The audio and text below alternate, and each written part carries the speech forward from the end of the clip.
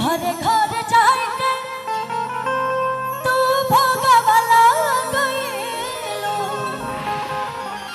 आहो मनो नसीब नहीं चरण के दूर कि यही रहे आइलु मायरिया कि यही रहे आइलु मायरिया आहो मनो दुआरिया गइलु भू कि यही रहे आइलु मायरिया। और हम चाहते हैं कि वो सब लाठी मत चलाई जाए, जितना हमारे भाई लोग बड़े वो लोग कितनी मस्ती करी जी, लाठी नहीं चलाइए प्लीज। आई भैया कि घरे घरे जाए के तू भोगवाला गइलो घरे घरे जाए के तू भोगवाला गइलो हमारा नसीब नहीं चलन के दूर हमारा नसीब नहीं चलन के दूर कि यही रहे आइलु मायरिया यही रहे आइलु मायरिया हमारा दुआरिया गइलु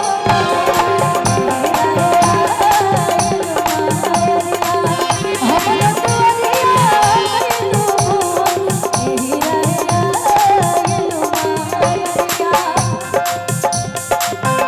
क्या बात है जाओ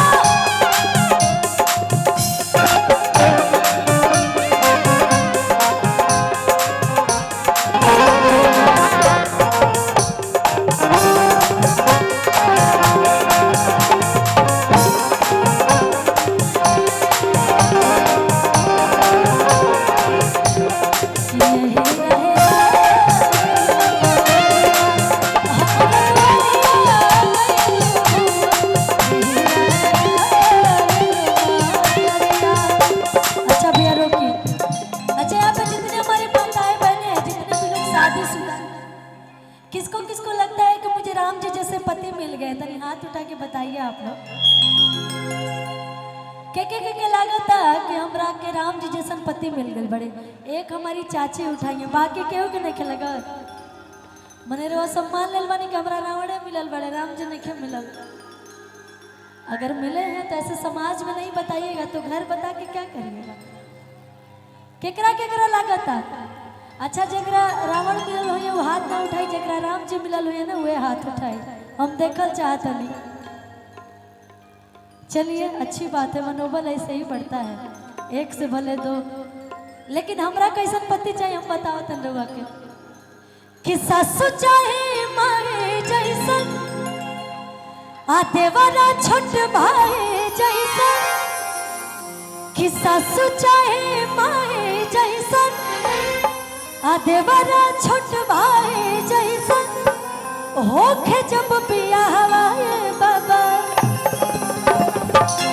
कि होखे जब बियाह हवाए बाबा आ राम जी के जैसन चाहे हमारो दुल्हा हवाए बाबा राम जी के जैसन चाहे हमारो दुल्हा हवाए बाबा सासु चाहे माए जैसन देवरा छोट भाई जैसन सासु चाहे माए जैसन देवरा छोट भाई जैसन होखे जब बियाह हवाए बाबा।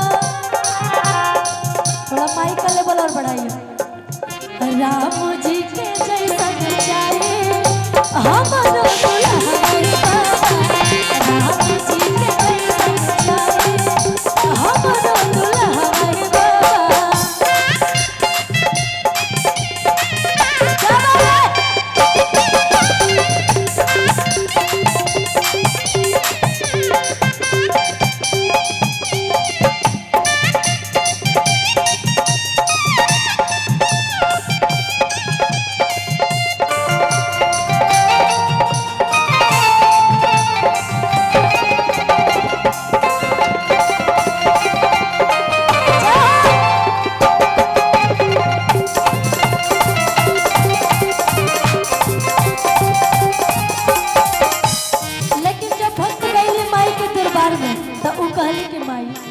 आखिर रोज सबके दुआरी गई और हमरा से कौन ऐसा भूल हो गई हमरा दुआरी ना आएंगे तो कहली आंगना लिपवले बाने कलसा धरवले बाने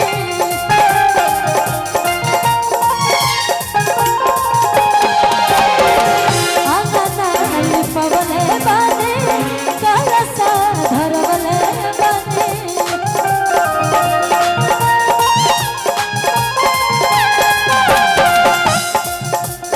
गलती का पहलू खुशी से खिसी आइलो